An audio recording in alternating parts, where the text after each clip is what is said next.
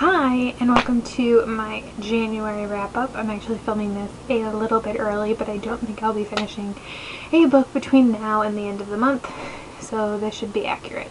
And there's a lot, so let's get started. And I read 14 books in the month of January, which is a lot of books.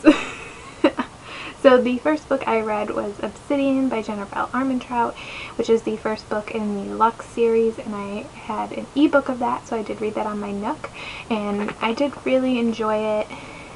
I gave it 4 stars. It really sucked me in. I definitely saw a lot of Twilight parallels, but what she did with those things, or like those plot devices, I found interesting. I do have a video coming up soon where I'm going to talk a little bit more about the whole Lux series. Next, I decided to try and stick to my TBR and not get sucked into the series. So I read The 100 by Kass Morgan. This was a library book, so I don't have it anymore. And I am so glad it was a library book because I could not stand this book. I gave it 2.5 stars. I really only kept reading it because of one plot line in it. So the story basically follows 5 characters, I believe, if I remember correctly. I also wrote a review on Goodreads, kind of explaining this. I'm not sure if it has spoilers in it or not, but I think it's 5 characters, 3 girls and 2 guys, I think, something like that. And only one of the characters I found compelling at all, so I really just read for her story. It did end on a cliffhanger, but I'm honestly not that motivated to read more when the books come out. If I do, it'll just be to figure out what happens with that character, but I'll probably just end up seeing if I can find out through spoilers. But I do plan on still watching the show, because it actually looks like the show's going to be pretty different, which is one thing, and then maybe that'll answer my questions in a show way. But I'll give the show its own chance. The next book I read was The Duff by Kody Keplinger, and I gave this, what did I give it? I gave this 3.5 stars. I was kind of torn about this book. It's a contemporary, and I mean, I don't think this is a spoiler or anything. Obviously, it's like the 2 main characters fall in love or whatever, that's so dismissive. But my issue is there's like a point in here, she says that he like physically creeps her out, like she feels sick being around him. Like I think she describes him as like a rapist, like in like the way she makes him feel, or he makes her feel. I just don't understand how you go from that to being like, oh, I'm in love with you. I don't know. And the main character, Bianca, I didn't like her a lot of the times. Like, I know I'm supposed to feel bad for her, and I did feel sympathetic for her situation, but I still didn't like her. I wouldn't want to be her friend. So he did grow on me a little bit, but yeah, I'm not sure I would ever read it again, basically. And then I could no longer put off the Lux craziness, and I promptly read Onyx, Opal, and Origin, by Jennifer L. Armentrout, which are the 2nd, 3rd, and 4th books in the Lux series. I'm not going to talk too much about this because obviously they're sequels, so I don't want to share too much. I loved the relationships between everyone, so not just Katie and Damon, the main characters, but between them and the side characters and the characters that you continue to meet in the books. I find those all really interesting as well.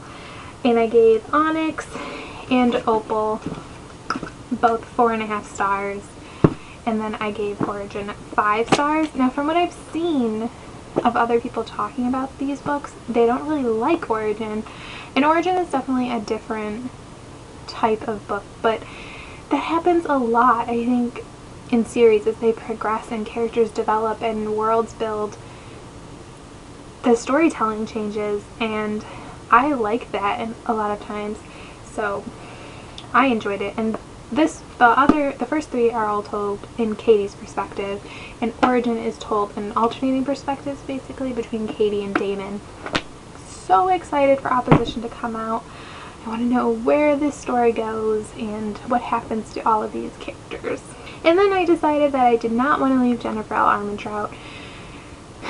So I read Obsession, which is a adult romance novel that she wrote, but it takes place actually in the same world.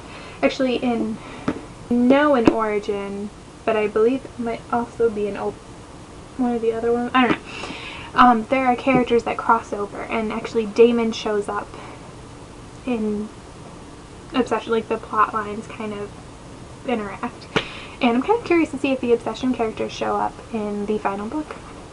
Like, they're not integral to each other, but I thought it was really interesting to read. I think if you've read the Lux books and you can handle romance, because it is a romance novel, so it does have sexually explicit content, and if you are okay with that, or you like that or whatever, I would definitely check it out. I think it really fleshes out the world. It shows you more about the government aspect of things, and also about the other aliens on the planet and everything. And so it's basically, there's like two aliens, the Luxan and the Arum, I don't know how to say it. And you don't really see a lot of the Arum or Arum, whatever, in the Lux series, and they're like the bad guys. But in Obsession, it's the good guy. I mean, he doesn't view himself as a good guy. You know, he thinks he's evil and horrible, but the girl is like, but I like you, so it's okay. So it was just nice to see his perspective on things and his perspective on the world and everything. And I gave it 4 stars. I enjoyed it. I thought it was a pretty decent romance. I liked the characters. I read River Secrets by Shannon Hale, which is the 3rd book in the Books of Bayern series. This follows Razzo, and this was like a nice change of pace. I feel like the Lux books were really fast paced and just like sucked me in, and this I was able to read over several days and just really enjoy the world, and just reminded me how much I love Shannon Hale's writing. It made me want to go pick up her other books again. She is a beautiful writer. Like, she just writes beautifully. Her voice is just, it's lyrical kind of. I just really enjoy it. And I gave this 4 out of 5 stars. Next, I attempted to read my TBR jar pick of the month, which was The American Heiress by Daisy Goodwin. And I got like 75 pages in. I tried. I really, really did. I swear, I picked it up and put it down, and would pick it up and put it down and pick it up. For a while I was taking this to work with me, and only this, so I was forced to read it. And I just couldn't do it. I didn't care about any of the characters. I didn't find them compelling at all. I was kind of confused a lot of the time. I ended up going online and trying to find out what happened, just to know. And basically every review I saw said nothing happened in this book. And I was like, okay, glad I quit. Glad I quit. And I paid like 50 cents for this book, so I don't regret it. There was only one thing I liked, and so I figured I would share that. I did mark it. This is a historical novel, so it takes place in like the late 1800s. And the main character, I guess, her horse is named Lincoln, and she ends up stuck at somebody's home in England, kind of a la Jane in Pride and Prejudice, if you ask me.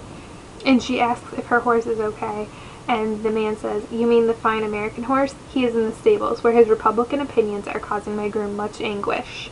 I thought that was hilarious, you know, but that was the only good thing about the book. The only good thing. I'm just saying. I wouldn't read it. And I don't normally say that, but I really wouldn't read it. And then I actually did read a book, and that was Dark Lover by J.R. Ward. This was a reread for me. I'll be honest, there's basically, in most of J.R. Ward's books, especially the early ones, there are 2 main plots going on. The romance plot, and then the, like, bad guy plot. And when I reread, I tend to skim a little bit more over the bad guy plots, because I'm not that interested in those in a reread. I enjoy them initially, like when I'm reading the book, I think that that's really interesting, but on a reread I just care about the romance. And what did I give this? I gave this 4 stars. I've reread this 3 or 4 times now, and I enjoy it every single time. It's definitely one of my favorites in the series, but I definitely noticed for the first time, because I don't remember noticing it before, there's a lot of insta love in this book. And the only reason I didn't like subtract stars for that really is because I've seen these characters in like 10 other books, so I've seen their love grow, and I do believe in it. But I could see how this book could be seen that way. but it's a really nice vampire story. I definitely recommend J.R. Ward if you want something a little different in the vampire world. It is a romance novel, so again, there's sex in it, you know. And then apparently I stayed on the paranormal train and I read Sweet Evil and Sweet Peril by Wendy Higgins. I gave Sweet Evil 4.5 stars and Sweet Peril 4. I did like Sweet Evil better, but still enjoyed Sweet Peril. And these are basically about a girl, and she is like the daughter of Nephilim, but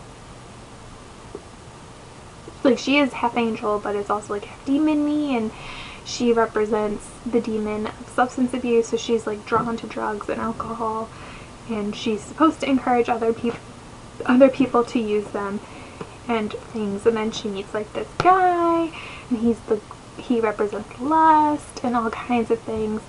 But I did really enjoy these stories. I thought that they were a really interesting blend of like angsty teenage hormonal romance and religion, which was really interesting. There's definitely a lot of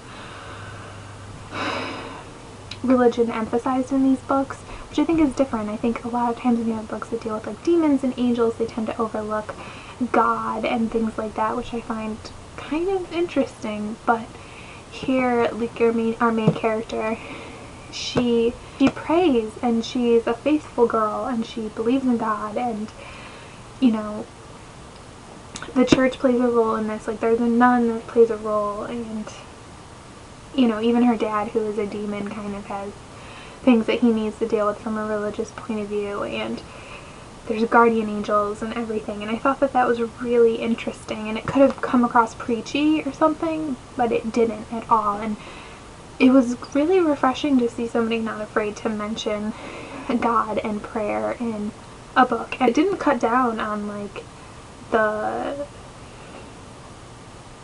intimacy between the characters or anything like that. And in a way, it kind of made me like them even more, that it was this nice balance, and Wendy Higgins wasn't afraid to approach both of them. So, and the third book in the series, Sweet Reckoning, which I believe is the last book, comes out later this year.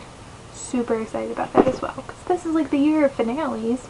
And then I read another Nook book. It was called Lost and Found by Nicole Williams. It's a new adult novel. This one I gave 2.5 stars. It's about a girl, and she's like different. I don't know what you're supposed to think she is, because she's not well described. I think she's like some weird cross between like punk and gothy, and she gets sent to a farm for the summer, and she meets a cowboy, and they like fall in love, and but they're both damaged. And to me, it felt really predictable, and the characters felt a little stupid. Like, sorry, but there were a couple big reveals in the book, and I thought they were incredibly obvious, but once they were revealed to the characters, they were like, what? No.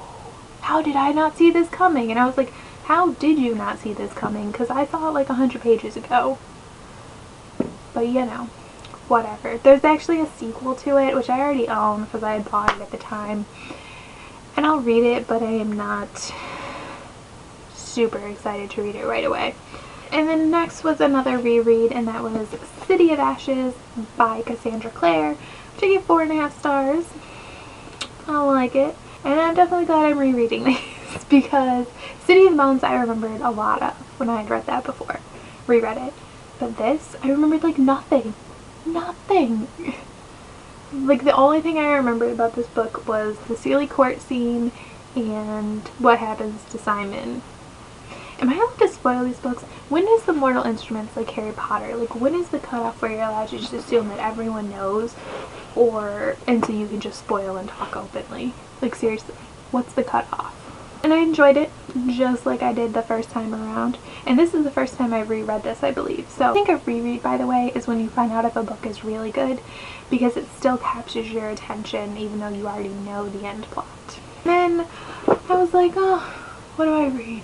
What do I read? And I was like, you know what I want to read? I want to read The Selection by Kiera Cass. Because, you know, don't think I'm gonna like it. Might as well get it out of the way, right? But I'm in the mood for a romance. People say it's like The Bachelor. which I don't watch, but I figure, right? No.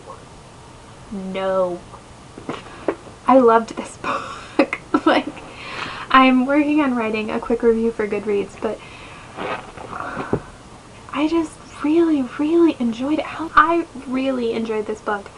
I thought it was amazing. I gave it 4 stars. The only reason I'm not giving it 4.5 or 5 is I could put it down. Loved this book. I thought it was amazing. I like America. I'd want to be her friend. I don't know which way the triangle is going to go. I'm like, really, normally when I read triangles, I know. Like, I know which way that triangle is going to go. But in this one, no ever-loving idea. No idea at all. None. But I think I'm Team Maxon. I think. I'm not 100% sure. And I think that's because America's not 100% sure. So that's probably my only complaint is her name. I don't like that her name is America. It's a personal thing. It's personal.